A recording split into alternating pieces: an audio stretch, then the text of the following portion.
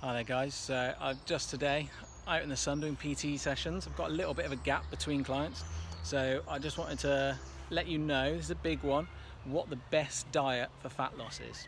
Okay, you'll see loads and loads of diets out there, different ones promising all sorts of fat loss. I saw an article the other day for a study that was done about lots of different diets. So they put up like keto, paleo, low carb, all of these different diets up against each other. They had tests done, so they had, I think it was like 3,000 people, don't quote me on that, but I think it was about that, who were taking part in it, and different people doing different diets, and then looking at the results to see which one best gave you fat loss. And the results at the end of it, actually none were any better than the other. The main thing they found is that the most fat loss came with adherence. So those who were able to stick to the diet that they were on were able to lose the most weight. So really, it doesn't matter what diet you're doing, as long as you can stick to it. The most important thing is that it's personal to you. There's no point signing up for a one-size-fits-all diet. If you're going to just go on to a website, type in your details, or send you a PDF, list it off, it doesn't matter. That could be the most in-depth guide ever. It could have loads of brilliant meals as part of it. But for instance, if you opened it up and the first meal was sweet potato grills and you don't like sweet potato, straight away you're going to go off that plan. So you've got to make sure that it's a diet that you will be able to stick to. So before you start paying up for anything, or before you start on it, make sure you've got all the details down that you need so that you can check to make sure you are going to be able to adhere to it.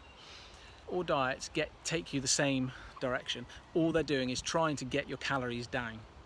If you can drop your calories to below the calories that you're burning, then you're going to burn fat.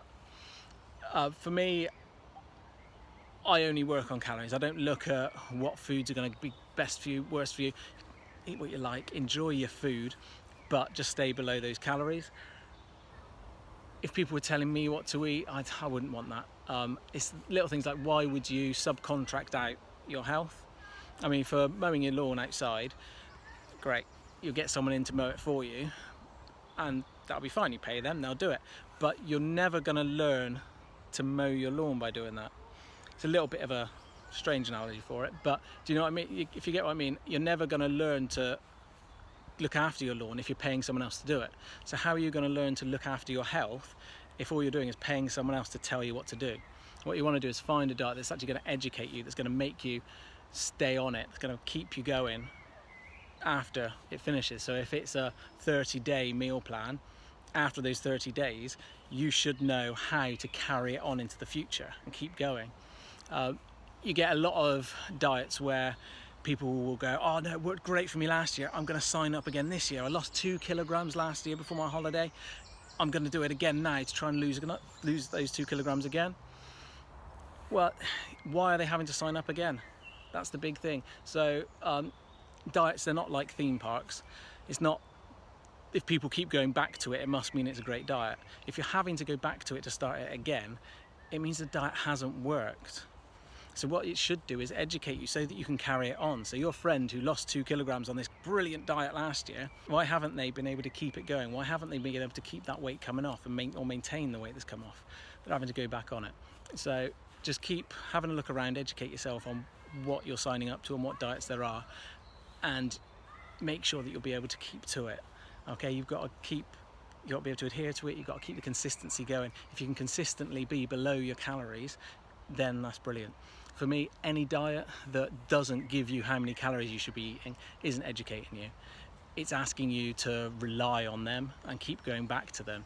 So if a coach isn't letting you know what your calories are, then they know that at some point when you're on your own, you're gonna have to come back to them and say, I need my meals, because you can't work it out yourself now because you haven't been given the information to work it out.